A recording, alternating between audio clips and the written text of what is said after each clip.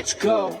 Welcome to the SOULFAM Podcast, where we expand your personal universe.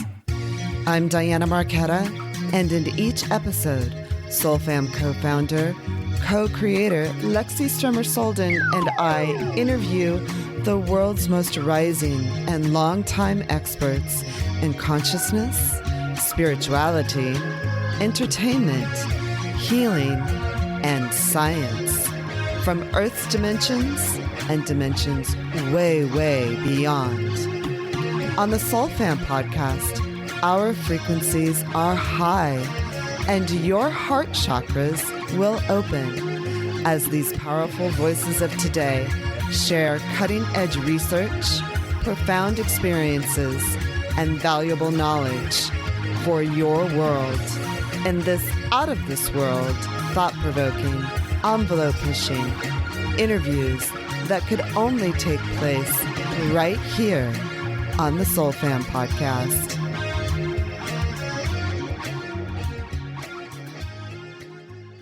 Now, a word for our sponsors, CBD Pure and Oweli Supplements.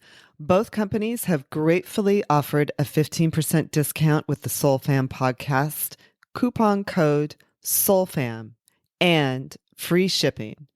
Lexi and I have been working with these companies the last couple of weeks, trying a couple of products, and we both have had some great experiences. Do you want to talk about the CBD Pure, your experience with that? They have a CBD Pure muscle and joint lotion, which is made with non-GMO hemp grown without herbicides or pesticides or other dangerous chemicals.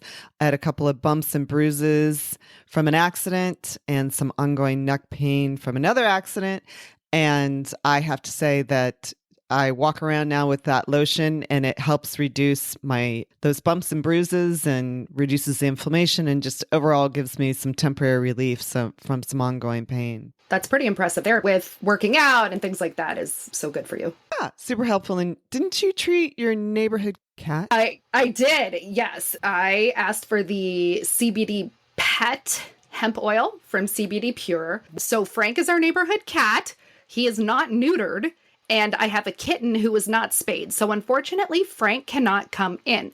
But we still feed Frank. We're building him an outdoor shelter. He's a wonderful cat. But he looks like he's got some arthritis. But I can tell after some of those nights being out in this rainy weather, he's not feeling as springy. So I did give him some of the CBD hemp oil. It's just half a little dropper. And I put it on a plate. He took the hemp oil and then he laid down in his little makeshift blanket nap area and took a nap. So that's so sweet. Yeah. So Frank, I know. What a great cat. I know. Frank is a great cat. So yeah, thank you CBD Pure for your CBD pet hemp oil helping poor arthritic Frank take a nap. He really needed the rest. And then the other thing that we both have been trying is the Oweli supplements. Yes. Ladies, I have UTIs off and on.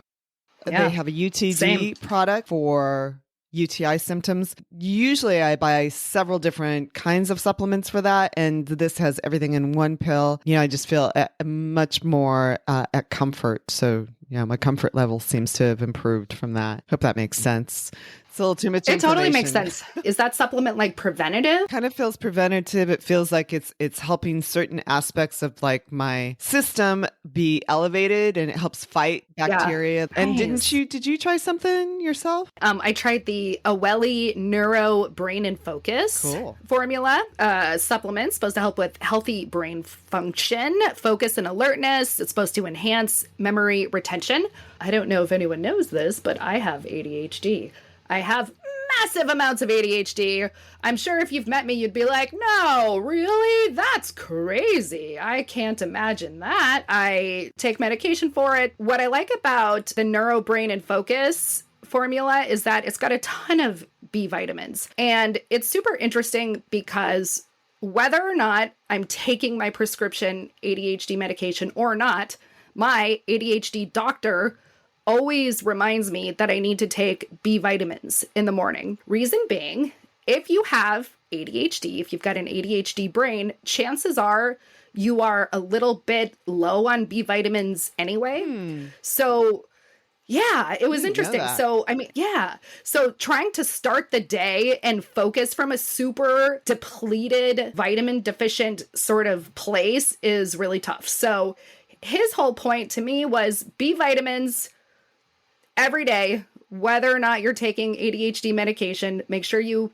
exercise, eat well, meditate, all of that, but B vitamins every morning. Wow. So first thing in the morning with breakfast, I think it's a really, really, really effective addition to my ADHD sort of plan in the morning. And I've been feeling, I guess, less malnourished. That's probably not even the right term. I've been feeling more, I have more vitamins that my body is supposed to have. So once again, we thank our sponsors, CBD Pure and Oweli Supplements. We'll post links to both product lines on our Instagrams and on our upcoming website. Just remember your code for 15% off and free shipping is SOULFAM. That's SOULFAM, SOULFAM. Now, on with the show. On the SOULFAM podcast today, we introduce you to Paul Hynek, who Lexi and I were fortunate enough to meet at AlienCon 2023. Paul is the son of J. Allen Hynek, who was part of Project Blue Book for all of our government historical aficionados who are somewhat familiar with perhaps the U.S. government's cover-up of their interest in UFOs. Would you describe it like that, Paul? Yeah. Project Blue Book was not a serious scientific effort. It was more of a PR exercise to tamp down hysteria about flying saucers and little green men. So you were in elementary school about that time? For half the time, I was not even a gleam in my father's eye. And the other half, yes, elementary school. So did it feel hysterical at that time? Did you feel like there was some hysteria? There was like a weird sort of talk about it? Even as a kid, we sort of know what's going on. Yeah, that sort of gets to the overall atmosphere in our house. And I think however you grow up is normal to you until you sort of look back at it and compare it with others. So nothing really seemed strange. We had flying saucer ornaments on the Christmas tree. We had UFO witnesses and government folks at our house all the time. We had reporters there interviewing my dad. So it was all part and parcel. I don't really, it was, I had a happy childhood. I was an angel child, of course. Of course. And I don't really remember hysteria or things being out of control. It was apart from our own making, my siblings and me. My brother was making jet engines in the backyard and nitroglycerin in the basement. So yeah, there wasn't really much of a sense of shady dealings or hysteria. It was pretty much under control, as I remember. I'm sure for your family that was true. I was just curious if it felt like it sort of in the media that was going on at that time, or maybe upon reflection, if it felt that way. There was a time that I remember that Vietnam seemed like very predominant as a little kid to me, that there was an enormous amount of sadness around it.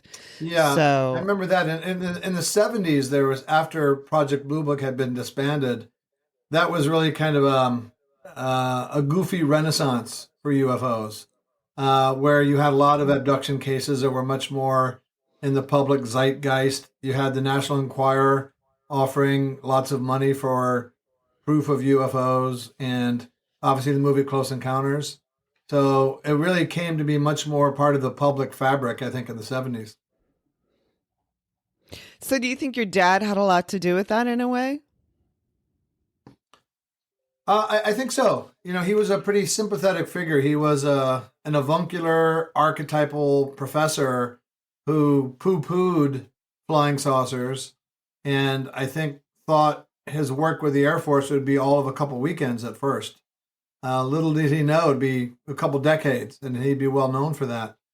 And so I think a lot of people identified with him being this professor who had no horse in the race, who was just a scientist, doing his patriotic duty for the government, and trying to dig to the bottom of this and, explain as many reports as possible. But along the road to the UFO Damascus, he had a conversion and didn't become a believer, I would say, because I don't think scientists use the word believe so much, but he became an acceptor of the accumulated weight of the data and decided that there was a phenomenon going on. And I think he brought a lot of people along on that journey with him who felt that it was legitimate to believe in something. And especially for a lot of people who were, say, UFO curious, weren't sure what to make of it. But I think he gave people permission or sort of ground cover to say to themselves and their friends that, yeah, I think there's something going on here, but I don't know where they're from. Right. A lot of people have a problem accepting a new phenomena without having a ready-made explanation for their provenance. So I think my dad probably did help people and move the needle a bit in society overall to accept the fact that there's something happening, even if we don't know where it's from. So how's that influenced you through education? You work in business. Yeah. Has that had any influence on you in your adult life? Yeah, my father had a great influence on all of his children. There were 5 of us. And I think, to expand upon what I was just mentioning, I think there are 2 kinds of people in the world. Those who are okay with questions they cannot answer, and those who are not okay with their answers being questioned. And if you're going to dig into UFOs, you better be ready to be okay with not being able to answer all the questions. Because I don't think I think there's very few people on Earth who feel they know everything about the UFO phenomena to a certain degree. There are just so many onion layers and tantalizing tidbits and enigmas within riddles, within conundrums, that it's so hard to feel that you're on solid ground with what is actually happening, whether or not you feel you've had a personal experience. He inculcated in us an openness to embrace a potential new phenomena, but also to remain open after you've decided, yeah, it seems like there's something going on here, but to not be too eager to grab the first available answer and shove that into the phenomena, but to keep your mind open and say, yes, there's something happening, but I don't know what it is. And that's hard for a lot of people. Have you continued to follow a lot of, what's happening in the UFO world, the UAP world? Do you follow things that are happening in the media, that kind of thing? I do. I've become much more active in the past few years. And as you know, at AlienCon and other conferences and Contact in the Desert coming up in June.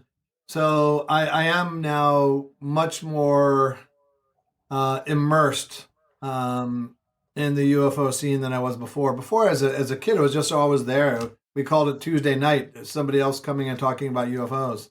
But now I've really actively leaned into it. And it's one of the most fascinating topics there is. Whatever you believe or don't believe or accept or don't accept or feel you've experienced or not, there's something for everybody in the UFO phenomena. So what's drawn you in particular?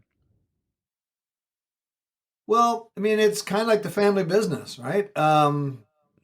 It's not for me, it's a hobby. It's not really a paying vocation. But seeing my dad wrestle with this and try to, not single-handedly, but to try to spearhead efforts to answer one of the biggest questions to face mankind. And then it's just so friggin' cool. To me, it's like crypto. There's so much going on. You don't know what it is. The U.S. government is a bad faith, corrupt central actor in both fields. And it's endlessly fascinating from whatever point of view you come from. Can I go back and ask you a little more about Project Blue Book? Sure. Which is that it ran on History Channel for 2 seasons, 3 seasons, or? Oh yeah. So the TV show, the recent one, Project Blue Book, ran for 2 seasons on History Channel, and was primed to run for a 3rd season. And I met with the creator and the showrunner And at that point, the network was very up on it. But the executive who had greenlit it, Arturo Interian, who is now a friend of mine, who was very big on UFOs, left in part because of the show's initial success and went to MGM. His replacement is just not that big on UFOs and not big on scripted shows either. And then COVID happened. So I think those three things were what put the kibosh on a third season. It's a beautiful show. It is so well done. Your TV dad, as you call him, is played by the actor who played Littlefinger, right? In Game of Thrones. Aidan Gillen? Yeah. Aidan Gillen. And he's phenomenal. He's absolutely a completely different character than what you might have experienced in Game of Thrones. And just everything is really beautiful. And I don't remember if you were discussing this in your talk or maybe it was a podcast I listened to with the producers, but I guess the pitch was Mad Men meets the X-Files, but then it's also about your father's life. So you have a TV dad, a TV mom. The 5 siblings have been sort of meshed into this composite character, Joel, who is TV you, right? And it sort of operates as a procedural in a way, right? Like the X-Files. Every week there's a new case. And I mean, I guess these are based on real cases like the Lubbock Lights and some secret Nazi doctor in Alabama. It's just some of these, it's hard to imagine that these episodes, that these things could be based on actual events. Yeah, so there's a lot to unpack there, Lexi. And for the record, it's not super creepy at all to have the super villain from Game of Thrones play your TV dad. Very, very comfortable. And Aidan told me a story one time. He was in his native Dublin in a supermarket or a department store, and somebody came up to him and said, "Hey, Aidan, how's it going? What are you working on now?"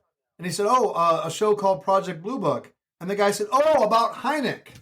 And so Aidan was happy because as much as he enjoyed his role on Game of Thrones, in so many people's eyes, he's been typecast as that villain. So he was happy to have a more sort of wholesome role to play. The show is beautiful. It's done by Robert Zemeckis' cinematographers, and it's got a beautiful production and look and feel. And there are, especially the first season, uses actual reports. And the goal of the show is not to be accurate in every detail, but authentic to the characters of my father and my mother and the cases that were reported from, like you mentioned, the Lubbock Lights to the Gorman dogfight to Roswell and other cases that it talks about. And a fun fact, you mentioned the Nazi scientists. So they have Werner von Braun, who in real life did meet my father, who was the head of like the Nazi rocket program. And then, instrumental in our rocket program after the war. And he's in the show. And there's this tantalizing plot line where he creates like a ship that teleports between dimensions. So my brother Joel and I read all the scripts, the pre-production scripts. And I asked, hey, what are we doing with that plot line? You see this ship and it just vanishes. What are we going to do with that? And the showrunner, Sean Jablonski, said nothing because the actor who played Werner von Braun is an asshole. Oh, well, that's the end of that. That's Hollywood, right? Right. That is the end of that. Yeah. Everything's subjective. Yeah. Was that when they put that one guy into the ship? Yeah. And he just disappeared? And then the general, Neil McDonough's character is like, what happened? Like, where'd it go? Yeah. And the other scientist said, it worked. And that was it. Yeah. You'd think, hey, that's a pretty cool thing because, it's almost like on the original Star Trek series, you've got the shuttlecraft, but that wasn't ready until I think like episode 4. So they had to come up with another way for transportation for the crew. So they came up with a teleporter. Well, but then when the shuttlecraft was ready and they'd spent a lot of money on it, they used it. It really didn't make sense because they could just teleport people anywhere. So you have these production constraints and realities that dictate a lot of what actually happens in a show. Yeah, of course. So what's the chance that that's going to come back on another network? I don't know. I've been working with the producer and the creator on another show project about Roswell, and that got picked up at TNT and then dropped because TNT decided to stop doing scripted programming as well. Right. We know this story. But you never know. I mean, it could come back on Paramount. It could be on Prime. It could be on Amazon. Aliens it could be a limited series. Are popular on TV, so who knows? Yeah, it's interesting. I'm curious too, with everything that's happening in the news at the moment, are you receiving a lot more attention? Are you getting a lot more inquiries? Yeah, I am. Since 2017, there's just been more candid, especially on the part of the United States Navy, much more candid attitude about what's happening. The Air Force in my father's day was nothing happening here. We've got this. Please disperse. Now you have the Navy saying, hey, we see hundreds of these things. We see them in the air. We see them in the water. We're concerned for the safety of our aviators. We could use a little help over here. That's a remarkable change in tone. And sure, could this be some part of some elaborate, military disinformation campaign? I guess, but I kind of get a case of Occam's razor burn if I feel like I'm reading too much into what could just well be they see a lot of things and they don't know what to do. Right. That's true. There is. Are you into that controversy at all? Do people ask you about that sort of sense? I mean, certainly when we were at Alien Con, there was a lot of rumor going around about what is actually what and who's working for whom. Oh, I get asked that all the time, and I don't really have much by way of answers for those things. I'll say this. I don't know if the government, any government, has captured saucers, alien beings, dead or alive. I don't know. On the one hand, there are a lot of good reports that suggest that they may well. On the other hand, it's hard to keep secrets like that. And I don't think, for my money, there's better evidence to suggest that things happened that they would have recovered than evidence that's leaked out from the government. I don't place a lot of stock in reports that we've had from that. So I don't know what they have. And if they do have it, they're not going to release it unless they are forced. And even with the recent law that my friend Danny Sheehan has helped with quite a lot, I don't know what we'll get from them. They're not a willing participant in this phenomena in terms of public awareness. And what's more, I don't think they should release anything. From their point of view. As a citizen, yes, I'd like to know this. But if the Air Force has captured saucers, it's not their job to figure out the technology and lessen our dependence on fossil fuel. It's not their job to better society overall. It's their job to kick ass. And, I think it's nice to have an agency that's focused on kicking ass. So if they've got this stuff, boy, it's got to be buried under deep layers of security and granite and rock and whatever else. And I just don't see it percolating up to the surface all that soon. Even the files that were declassified, the Project Blue Book files that were declassified, they're really hard to read, not only because some of the information is redacted, but it's obviously a very bad microfiche or Xerox looking piece of paper from, however it's 70 years ago or whatever it is. It's hard to read. And I found myself giving up, what am I looking at here? So I sort of wondered if making it super hard to read was part of the strategy. Here you go. Here it is. Try to read that. Have fun. Yeah, right. Project Blue Book, which my dad called the Society for the Explanation of the Uninvestigated, was a rubber stamp factory. They wanted to stamp solved on every single case. Still, of the roughly 12,000 cases they officially investigated, they still couldn't bring themselves to explain over 5%, or about 700 of them. So to me, in addition to maybe obtuse language on there, right, that you mentioned, is the fact that they couldn't explain 5%. And that 5% has held pretty constant since then for cases that are investigated with adequate resources and knowledge.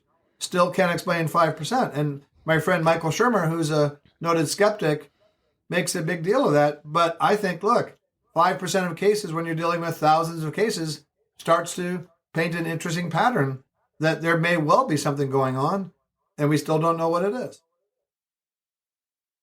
So what period of time was that, 12,000 cases? Roughly 1949 to 1969. So how many cases have been reported since then? Well, that's kind of hard to say because they've been reported to so many different places, whether it's MUFON or Center for UFO Studies or National UFO Reporting Center, the government, local police forces. I say this, I don't think there's been an appreciable drop in reports of sightings. If not, there's been increases. Right. So do you have an explanation? Sure, but that's for the premium podcast. Okay. I'll say this.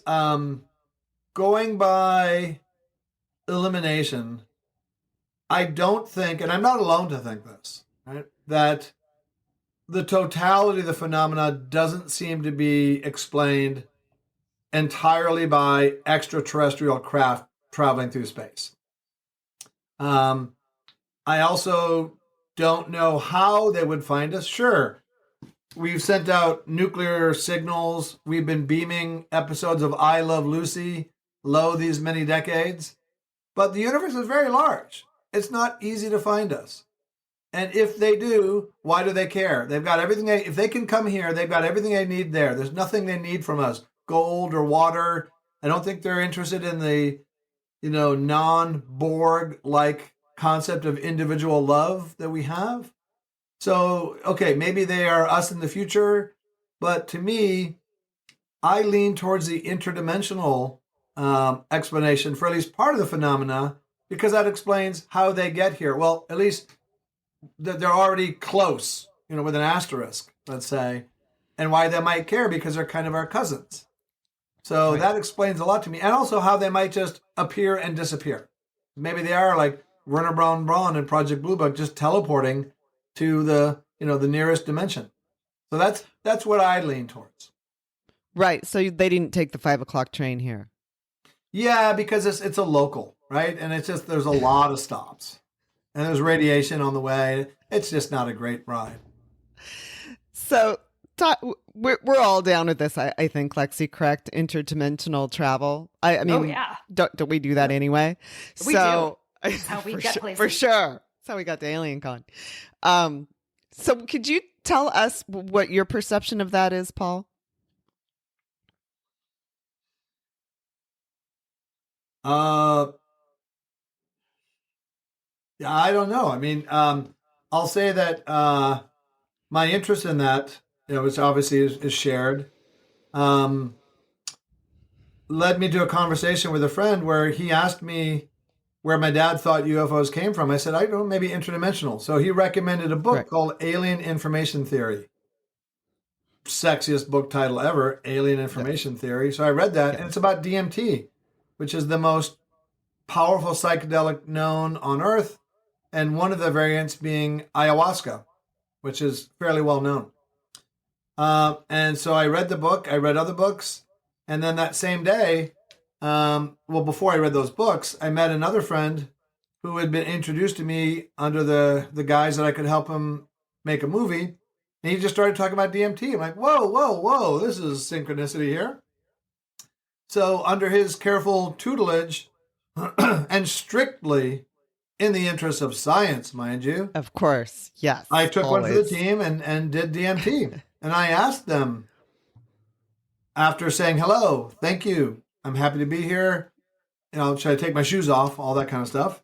Are you what we perceive to be aliens and UFOs? And I felt millions of miles of, it felt like more feminine than masculine, synapses and neurons firing, and the answer bubbled down, we can't explain in a way that you would understand. And I thought, well, I understand no. So that sounds like north of no. And being in there and feeling what seemed to be this unbelievable splendor and magnificence and complexity and infinity, that, if there's a connection between you, I can certainly see how I just could not understand what it is. It's just beyond my ability to comprehend. Is it that you couldn't understand what it is, or is it that your existence as it is at the moment was perhaps not elevated in a sense that allowed you to either connect or have a determination of what it is, so to speak, a defined sort of thing? Because I'm a dumbass. And it's either because That's not what I'm saying. Not what I'm saying. No, because I mean, either individually I'm a dumbass, or as a species, the answer is just so far beyond us. I mean, to me, it's almost like if you see an ant crawling on the ground, will that ant understand your Chevy transmission? It's just beyond. It's not even something that they might even recognize.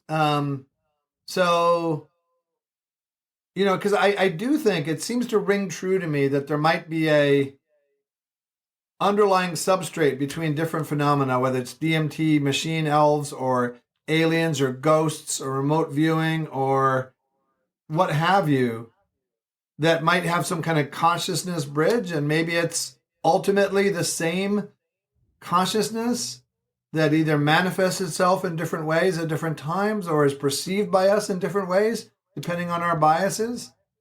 But if that's the case, man, that's not really simple to understand, I think. I mean, the concept that there could be a link, yes, but how that works, I don't know. I'm fumbling for the words. Energetic transfer or something?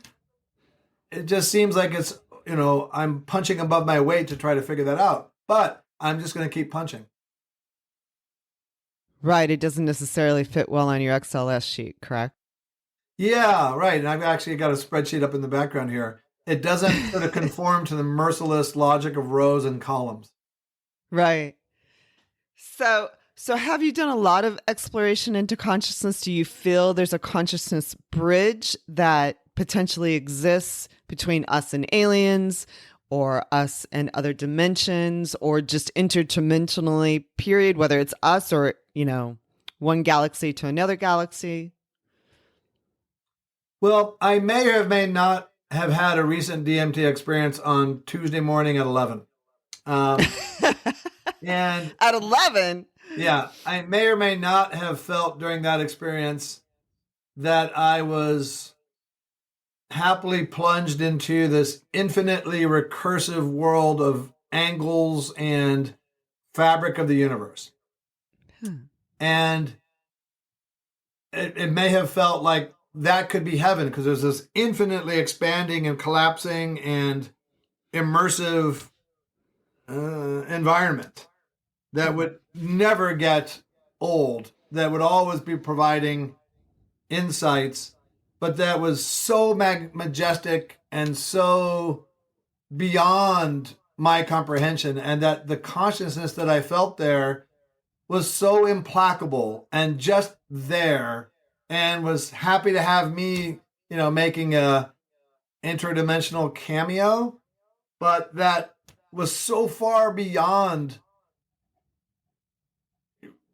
life that we humans, or at least that I know of, that and it was so all encompassing and enveloping that whatever I bring in terms of intention is just lost in the majesty of the experience. And in my talk at AlienCon, I talked about how I want to inculcate into experiencer communities kind of protocol to collect evidence from what they feel are superior intelligences that sort of conforms to science, so that we can take that to scientists and demonstrate for the experiencers who are interested in this the objective reality of what they've seen. But from my own experience with DMT, it's not easy for you to control that experience. And I think that's probably common for a lot of people who have experiences with whatever it is, ghosts or aliens, that they're not really running the show. So it's easier said than done. But as I'm there, I grokked this sort of potential universal connection, And then I just kind of got lost in just the overwhelming sensation of what I was experiencing. Some of those shapes that you maybe saw in that experience, I sort of think, I mean, could they be light codes? Could they be some sort of other language? And it brings me back to Project Blue Book again, Bam. to your father's tie, right? That really interesting tie that your family lent to Aiden to wear. Right. And I just remember trying to decipher the symbols at Alien Kind, trying to decipher the symbols as I'm watching Project Blue Book. And I just have a note that's like, Diana, what is that? Light codes? What is that? Like, what is on his tie? Yeah, so that's a tie that I gave to Aiden, and it's got like kind of like Egyptian hieroglyphics and all kinds of stuff. I mean, my dad had ties that were like, he had one tie that was the solar system. He had like these kind of really narrow, kind of beatnik science ties that were just super cool. And then the 70s came, and now he had more real estate. So he had sort of a larger canvas on which to work. But yeah, I mean, light codes, I don't pretend to know what they were. It was just so awesome that I was just, it's kind of like, I take a cold shower every morning, and I challenge someone to not be present in their mind when they're taking a cold shower or an ice plunge. You are violently present in the moment. And that's what it was like. I was so present in the moment that prior thoughts, intentions, plans, and things like that are just so hard to maintain because you're just so overwhelmed by what minuscule portion of your surroundings you're able to perceive in our very limited reptilian/mammalian sensory organs. Do you journal after these experiences? Do you sketch? Or do you... I don't, but I do talk about it then and later with friends and other folks who've experienced it. Is there a means to quantify it at all? Whew. Back to Excel. I don't know. I mean, one of the things I'm interested in is giving experiencers unambiguous, very difficult mathematical questions to ask these entities. Mm-hmm. And, building upon the work of Marco Rodriguez and others, and come back with the answers. Because that's something that science understands. And whether that's just a question that we have or it's some kind of mathematical construct about that world, that seems interesting to me. So if they could answer the math problem correctly, that would seem acceptable then. Yeah, so especially there are a variety, perhaps dozens of unsolved math problems in the world. And there's the Millennium Project has 7 of these that if you solve them, you get $1 million. So think about it, because you could ask someone, hey, ask for this to factor this very difficult prime number. Okay, well, they could potentially have looked on their phone at some point, right? And done that and Googled it. So that would need to be controlled in the situation. But if somebody says, hey, I talked to Zorg from the Pleiades every Friday night at 7 without missing a week, and Zorg knows all, and Zorg has told me the answer to the Riemann hypothesis, well, that will make that in and of itself more than all of the UFO and alien evidence that's ever been presented in public, will make science say, okay, that's not proof, and they wouldn't say proof, that's not compelling evidence for aliens per se, because it doesn't inevitably lead to that conclusion, but it is certainly compelling evidence for something, for some superior intelligence, either innate within that person or that they've communicated with somebody else. And it would make mainstream science lean into the phenomenon more. Going back to my point, I don't care what the government says or does, they're corrupt. And I think we, the citizens, have the ability to observe, record, journal, share, classify these experiences. And if we can have a stronger handshake with mainstream science, we can continue to make even more progress than we have so far. And the government can join us along on the journey, but not lead the train. Can I say something about aliens? Fast. So that's off topic. I know. So I'm just thinking about it. I'm like, okay, let's say that I'm an alien and it's math, advanced mathematics are not my strong suit. I can't solve one of these problems. Let's say I'm an alien who perhaps took the more liberal arts. Like is there another way to test besides with mathematics? Yeah. So let's say we go back to those sort of low-class aliens that we were talking about before, and they're shitty at math, right? I've come up with a classification system, because that's what Hyneks do, of other types of evidence. It could be a biological sample. It could be that they give us the answer to something in the future, or something about their planet or their location that we shouldn't know. Or they give us some technology. He could steal, he might not understand it, but he could take something from his craft and give it to us. Something that's evidentiary. Yeah, because so far we've gotten random things of like strange alloys, like, memory metals and communications that either, hey, humans need to come together in a kumbaya moment and knock off with the nukes, or, by the way, your Aunt Bertha has the gout. And that really hasn't moved the needle for science much. What do you think moves it for humanity? I think it's science. Because if you look back at Project Blue Book, there were two signal events that happened during that 20-year tenure. In 1952, there was a Robertson panel convened by the CIA and led by academics that sort of stripped it of whatever scientific legitimacy it had. And it was officially disbanded in 1969 with the Condon Committee, which was done at the University of Colorado in Boulder. So the military likes to use academic people to give legitimacy to what they do. Say, hey, look, this professor said this. So the military is becoming a little bit more open. But if well-known scientists like Neil deGrasse Tyson and Michael Shermer and Seth Shostak were to say, you know what, folks, I've said all along that I don't see much evidence for UFOs, but I just saw something last week, and it's not proof of anything, but it's interesting enough to make me want to learn more. I'll say that. And them saying things like that and going on talk shows and doing what they do, that would have a meaningful and dramatic impact on the public's openness to the phenomenon. Let's say I had an encounter that I wanted to record using your system. Is this on a subreddit somewhere? How can people somehow interact with or access the system you've created?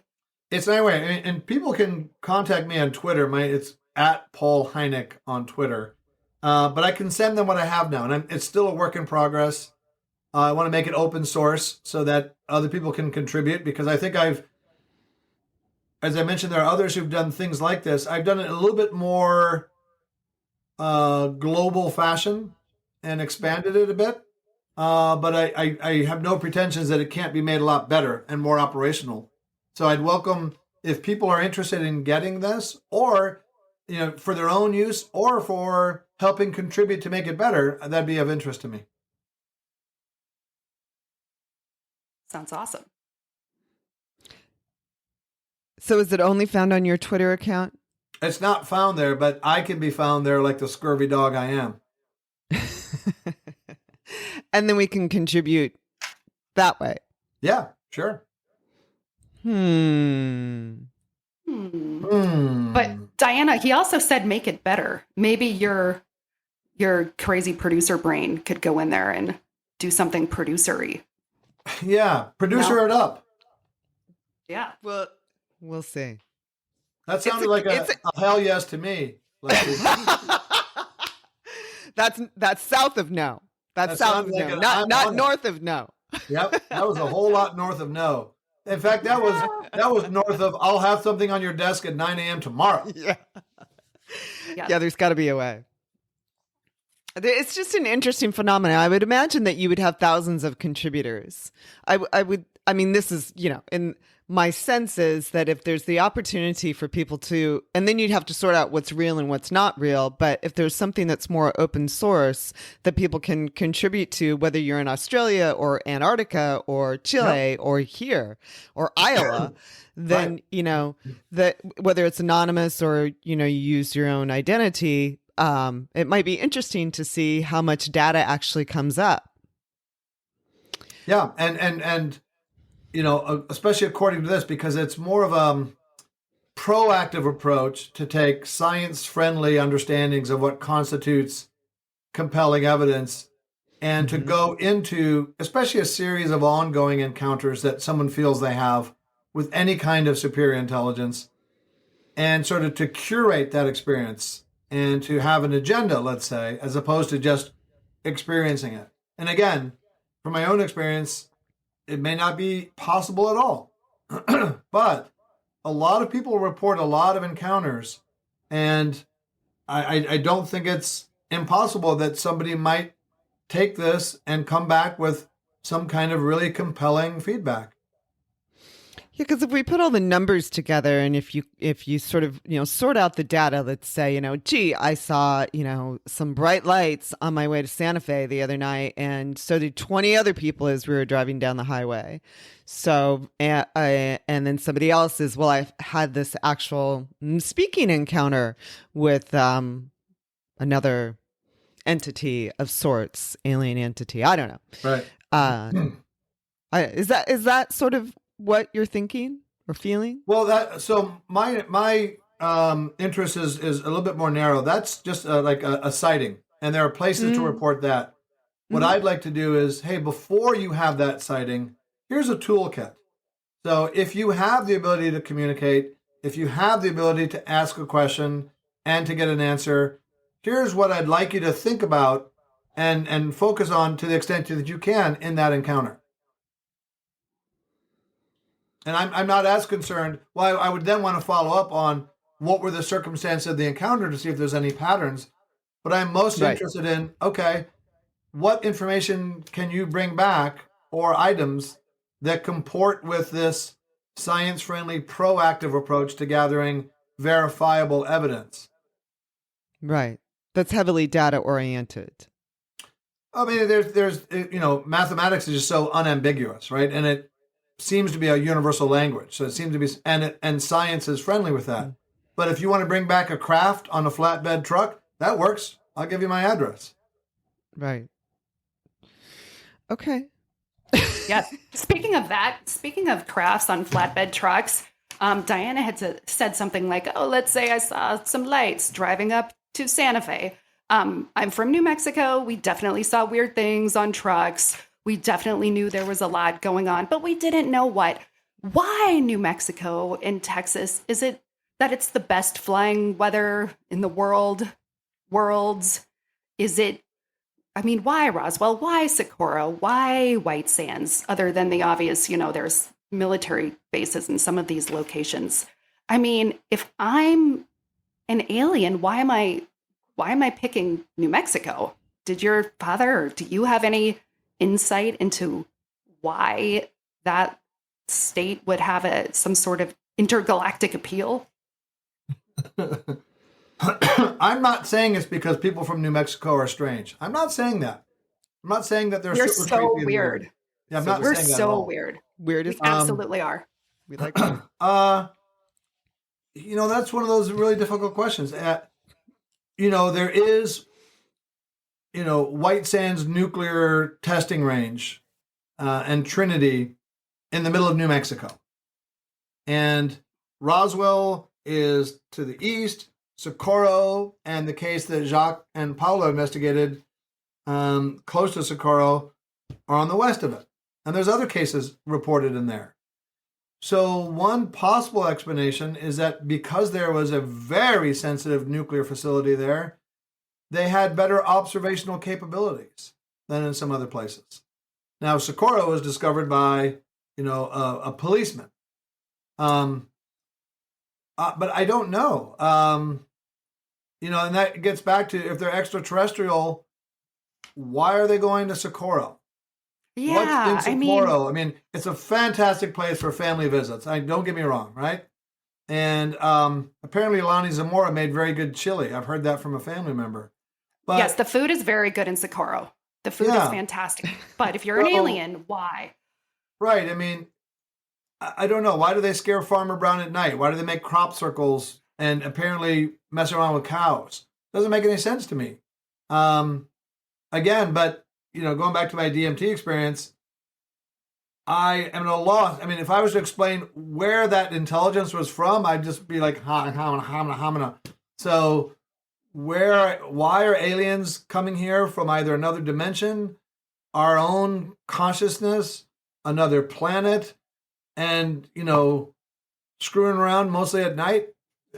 Who knows? And in some desolate places, in some, places kind of, in more rural locations. It just doesn't really make a lot of sense.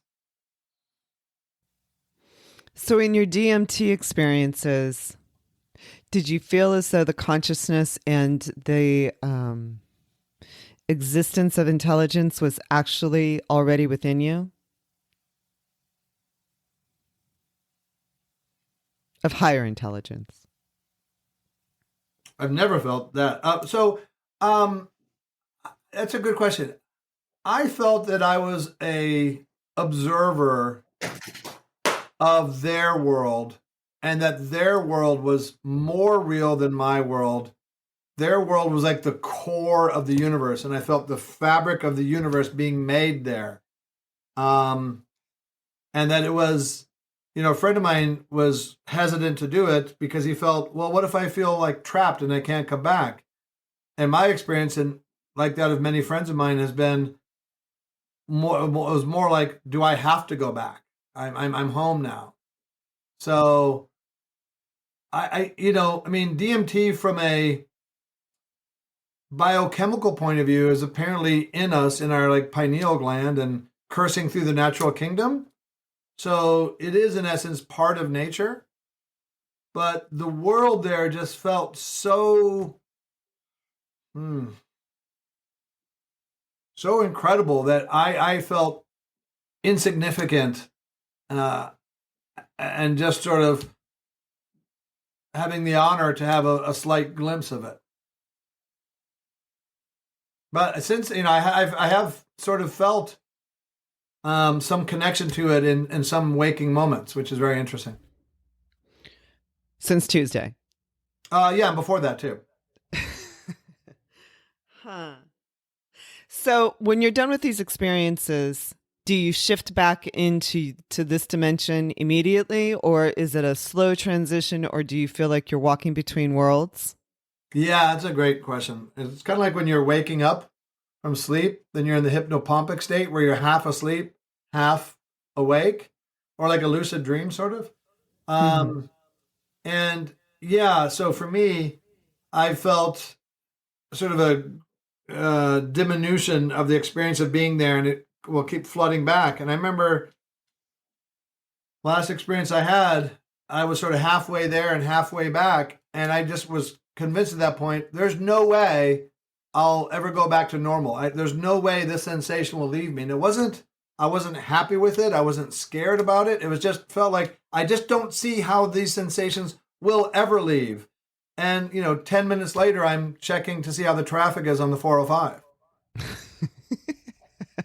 Yet you've been activated somehow, either energetically or spiritually, or there's some sort of maybe switch that goes off in these meditative trance states that maybe do help us tap into a changed, higher, more evolved version of ourselves that maybe we do have access to. And of course, we do have to do the mundane human things, drive on the 405, schlep in the rain, do whatever.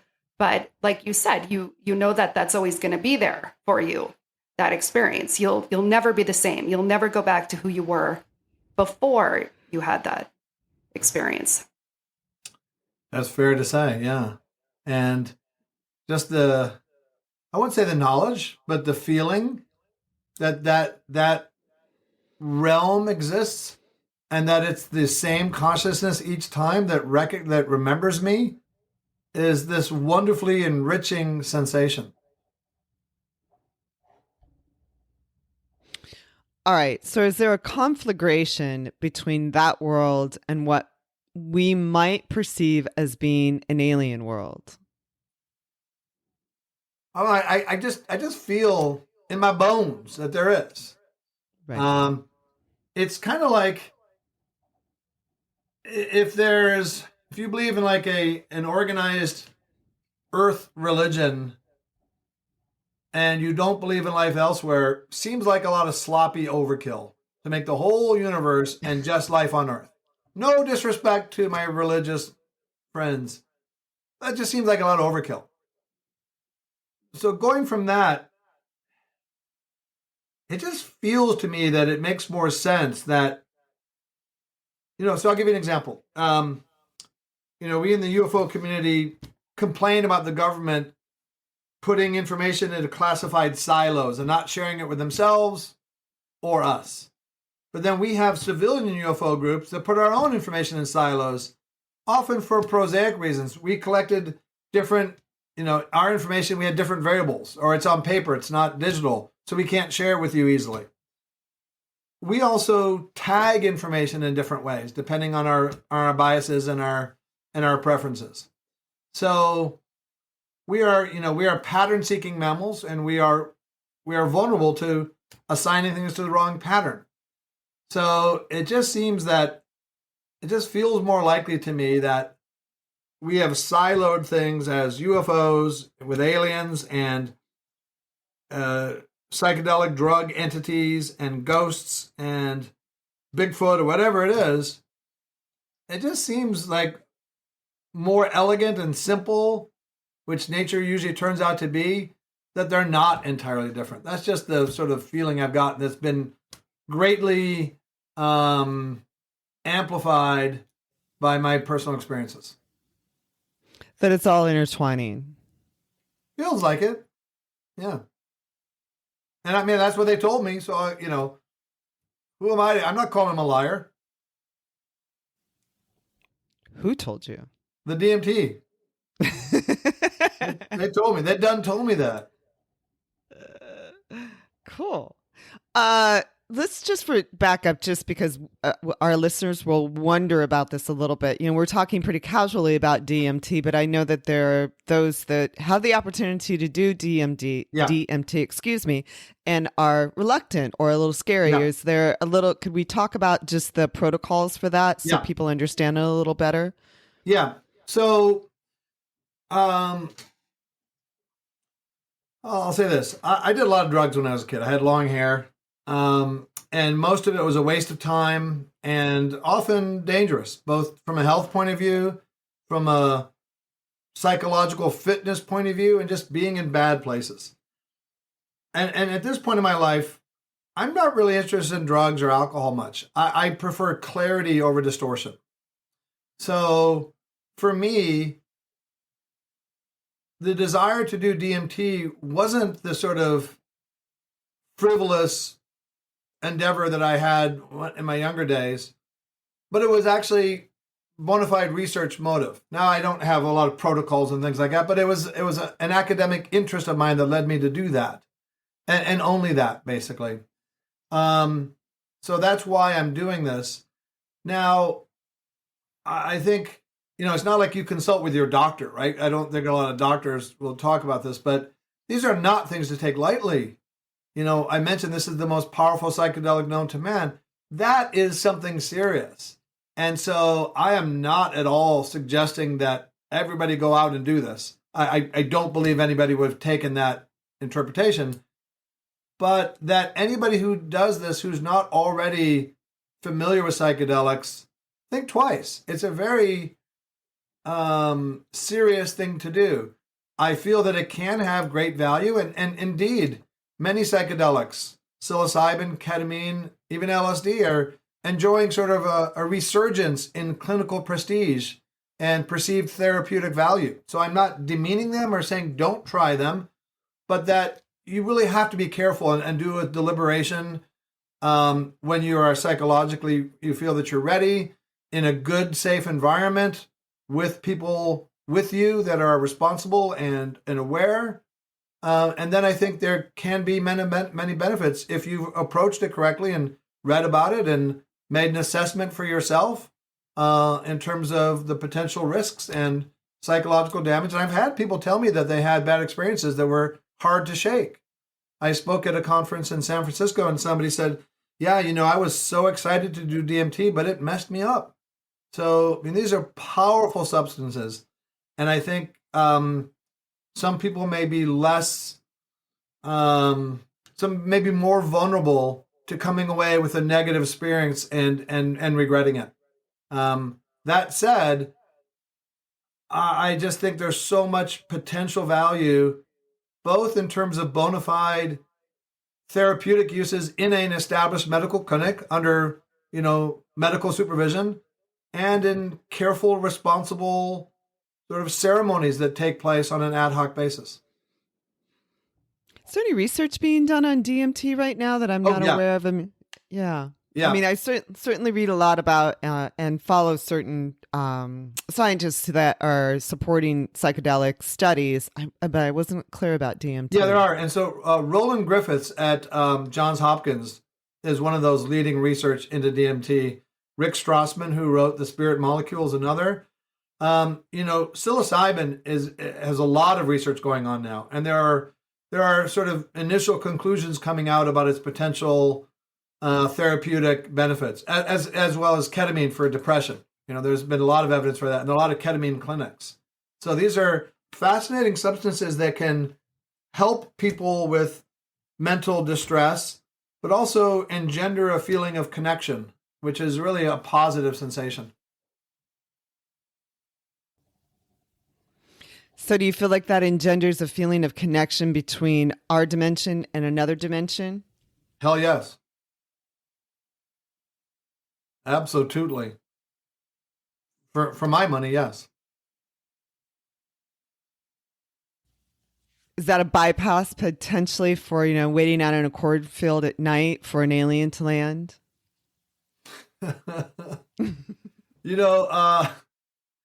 Joe Rogan said a couple of interesting things about DMT. He said one is that he describes it, I think this is about as good an explanation or a description as I've heard, that it's complex patterns built of love and understanding. That really rings true to me. And he also said that the impact, the awesomeness of his DMT experiences led him to think that if somebody said they saw an alien, he would say, "Oh, yeah, that's cool, dude. But dude, I have done DMT." That it was much more not important, but much more momentous. It's interesting. And it's also something you control the timing of. You don't control what happens, but it's just I think, I believe that before long, there will be sort of intellectual land bridges between these different types of phenomena. And why I'm interested in DMT is it's an experience that you can control the timing of, and to some degree, perhaps influence the nature of the experience. I've never seen what I would categorize as a UFO or an alien, much as I would like to. But although I'm kind of like my father, it's not. I'm one person, so my testimony about a UFO sighting is no more valuable than any other person. I think if I have a role to play ongoing in the field, it's more of to gather evidence and sort of push along classification methods.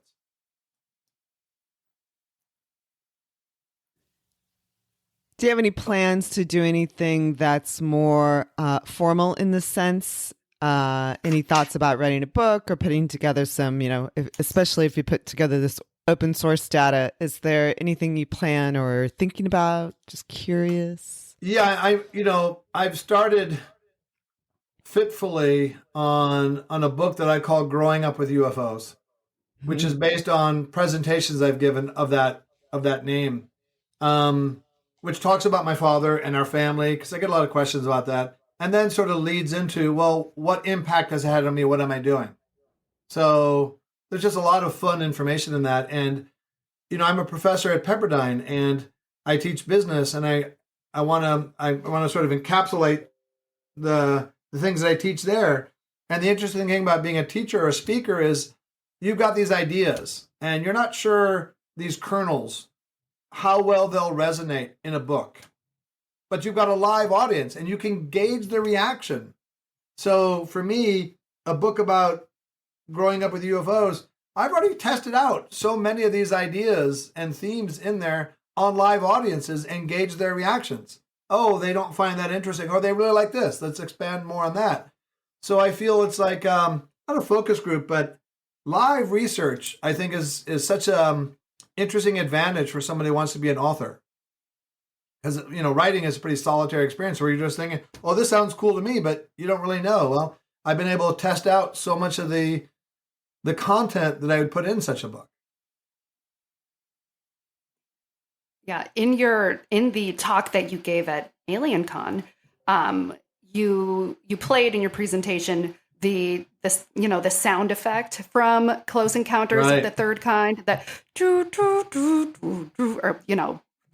that sound, and then later on in the presentation you sort of referenced that it was maybe possible that Steven Spielberg might have read some of your father's work. And so as a kernel from a talk that you gave, that definitely resonated. And I think any stories relating to that would be super interesting in a book. And I don't know if you want to touch on Close Encounters and what it.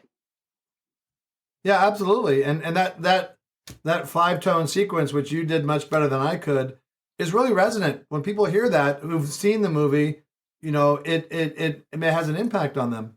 So there's a lot of moments like that. And I met Spielberg during the filming of Close Encounters, and I talked to him because I was working on a movie called Tintin that he was directing. So my brother Joel and I talked with him for a couple hours. So there's a lot of insights like that. And some of the things that people respond really positively to when I talk in public are insights about my dad and background, because they tend to see him as kind of like a scientist, almost like a Vulcan who's logical and doing all this stuff. He was a very warm man who had an over fondness for puns. And, it's like for me, learning about the human aspects of a UFO witness are interesting. Like Lonnie Zamora in Socorro made great chili. And it helps sort of round out that person. And people have been very interested in learning about, what was my dad like? What was your childhood like? With all these people coming over and TV shows and, bombs in your backyard and all that. Sounds like fun.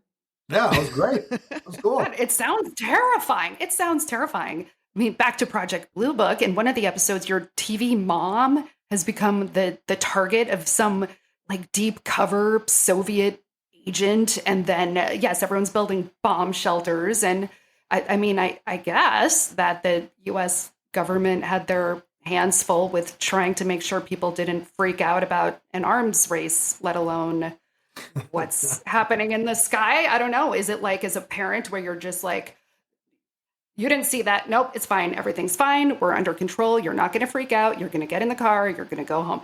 Was it terrifying or was it exciting? It was cool. It was super cool. People have asked me, hey, were you ever teased as a kid because your dad? Hell no. My dad was well known as an astronomer in Chicago, and then the UFO stuff came along. I've had people that I talked to, I've had like friends of mine introduce me like, oh, his dad was this guy. And, sometimes people are amazed. Sometimes they're like, oh, that's cool. And sometimes they're like, really? I've seen all reactions, right? As you can imagine. But I've never had it such that I felt, let's say, UFO discrimination, right? I've never had people, I'm not aware of losing job opportunities or relationships or whatever that went south because of my father's involvement with the UFO phenomena. And indeed, a client that I consult with, that I have been for 4 years now, and I consider all the people that are friends of mine. The very first interview I had with them, and then I met with their board, was the internal controller asked me, what's it like to have the supervillain from Game of Thrones play your TV father? That was the very first question they asked me in an interview to be a part-time CFO. I said, oh, okay, we're going that way.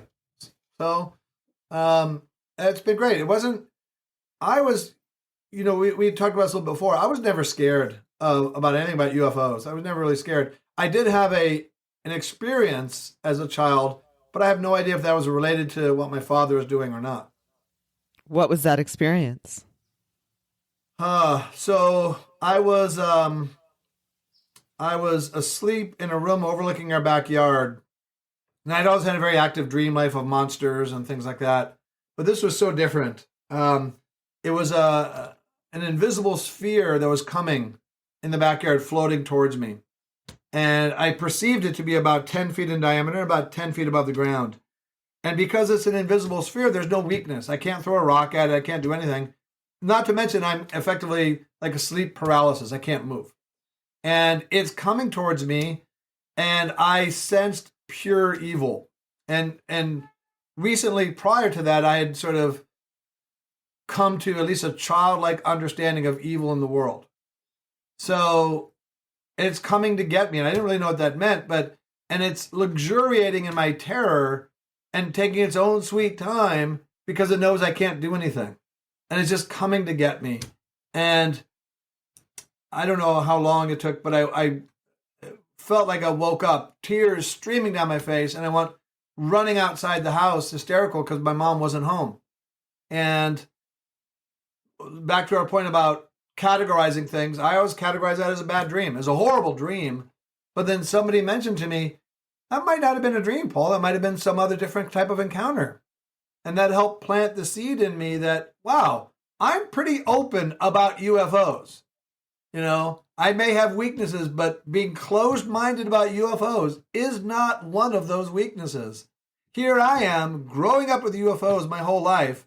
I have an experience, and I never thought to think, could that possibly be related to aliens? It just never occurred to me.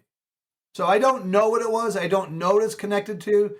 But it was that conversation about 5 years ago that started me on this path of being more conscious and open about the connections between these different phenomena, as opposed to accepting them individually as being bona fide or not. And how old were you when that happened? I don't know, 5 or 6.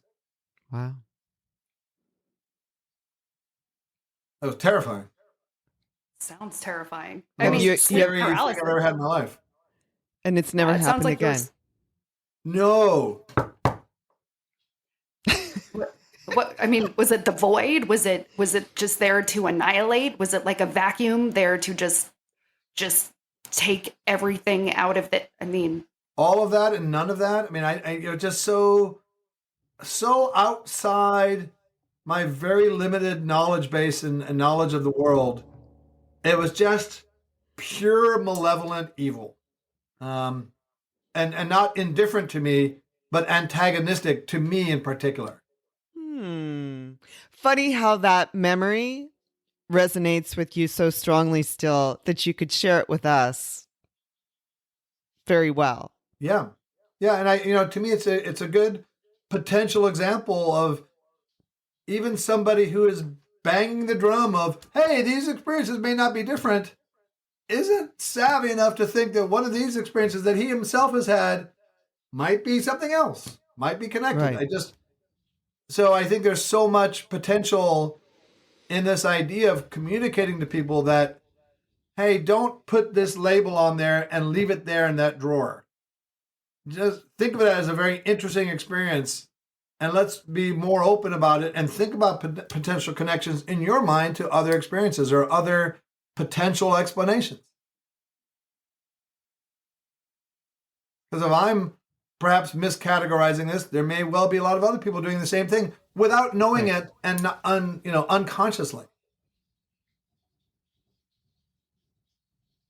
So what's your pro forma for alien contact, alien encounters for the next couple of years?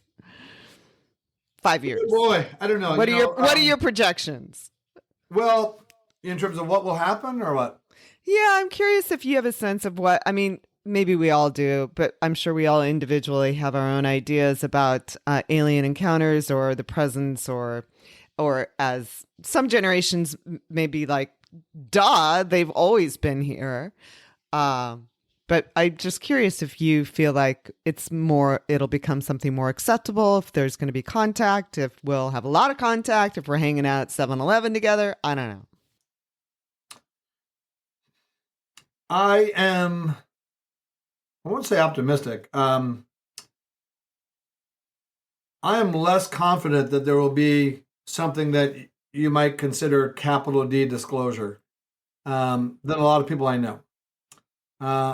I think we could well go another 5-10 years and not have some qualitatively superior disclosure type event.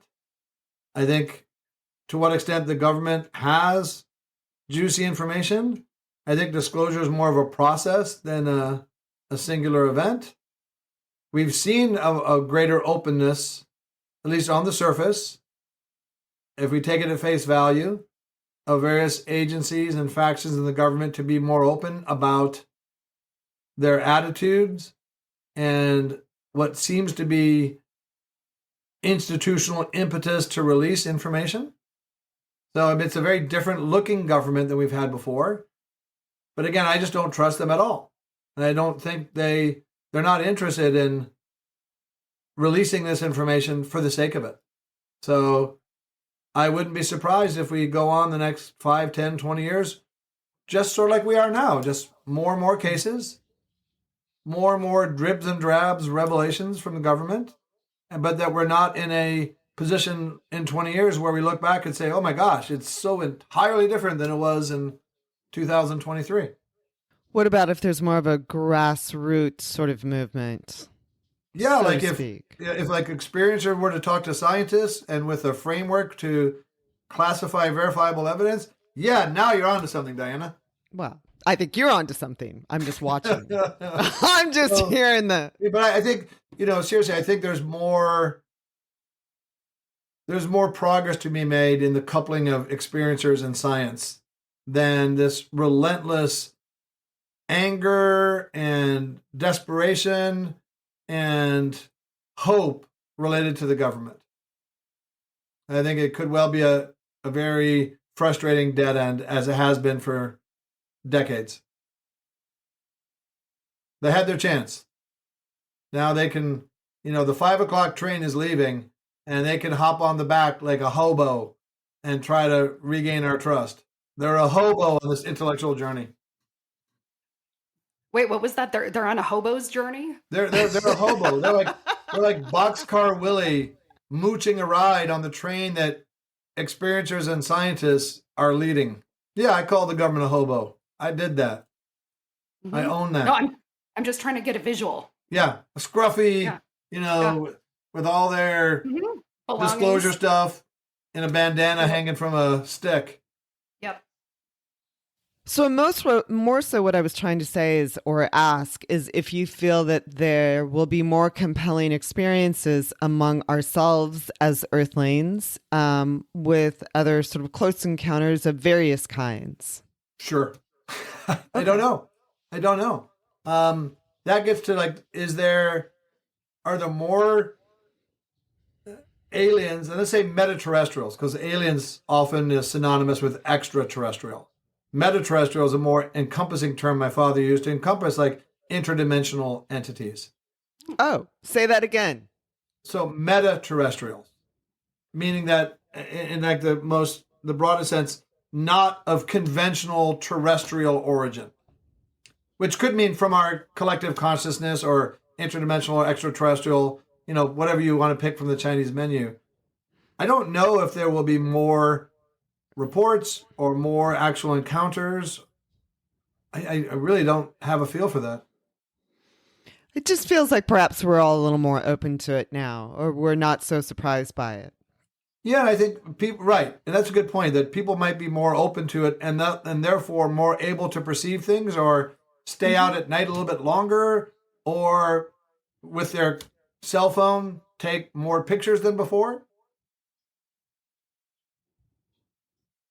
Maybe be Yeah, more inviting, more open, more friendly. I don't know, more willing to yeah. at least Right. say, hey, I don't know if this is positive or Hey, negative, but come I'm and chat for a willing. while. Yeah, that sort of thing. That's what I'm saying. Is there perhaps a willingness and an openness among us as Earthlings to I at think so. least I mean, be? I think you're right. I mean, over time, if you look at the sort of public opinion polls, larger numbers of people are saying that they believe something's going on.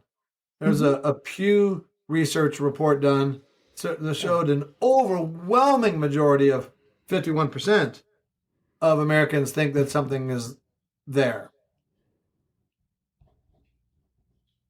So it's mainstream now, not There fringe. we go. There we go. That's what we're looking for. That is All what we're right. looking for. On that note, Lexi.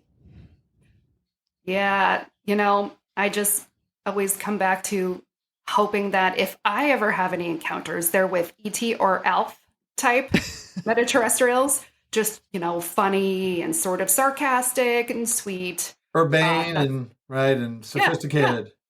absolutely. Not the That's cosmic hobo Joes. no, definitely not. Yeah, I mean, okay. It's perfectly reasonable to put it out there in the universe that you want to manifest, a cosmopolitan alien. I'm going to manifest one, Paul. Yeah, go Yeah. for it, I think she is one. because you don't want like a reptilian. I mean, that's just not fulfilling. No, right? that is just not cool. Or a Not renegade, cool. or a renegade Pleiadian with his dark telepathic chatter. That's just Whoa, no whoa, good. whoa, whoa. Wait, whoa. Renegade Pleiadians? I thought they were all just goofy and nice and funny. Oh, I'm But sorry. not if it's a renegade. Sorry to break your bubble, sister, but the renegade No. Pledians use dark telepathic chatter to enslave us, and that goes against the Zeta Reticuli convention, right? I mean, that's just not fair. That is such a bummer. I was really holding out hope that the Pleiadians would be like the second or third nicest type, but it's The Seven Sisters. I mean, you're gonna you pay your money, you take your chances with the Pleiadians. I think is the rule of thumb. It's good advice. Yeah. I think we've just entered into a whole other dimension. This is a whole other conversation. I think Paul knows more than he's sharing. No. Surely don't. Nope. I've shared every scintilla of what limited information I have. Okay, thanks. Yeah. Maybe you'll come back sometime to talk about Pleiadians. Give me a mic and I'll report from the field in DMT. Okay, totally. Paul, Done. you're on. That's it. Deal. Deal. See, Lexi, did you notice the difference in the enthusiasm of her response there, as opposed to being a producer before? Oh, yeah. Well, if you will willingly go with Mike and, iPhone camera, we're down. We're once a producer, we're always into. Well, like an I'll just EEG where you leave it can at- record my brain signals, right? Yeah. Oh, we already Yeah. do that. We have that. We obviously have that technology, Paul. Tap We into have my to- optic nerve and see what I see. Yeah, we have that equipment. I don't know if I'm ready for that. It's Friday afternoon. All right. So, shall we wrap it up from here? How can people get in touch with you, Paul? What's the best way? How can they book you for speaking events? How can they get invited to your next DMT event? Not that you're necessarily going to do that, but how do people connect with you? Yeah, I have a pretty anemic social media footprint, but I'd say at Paul Hynek on Twitter. That's probably the best way. Okay. Sounds great.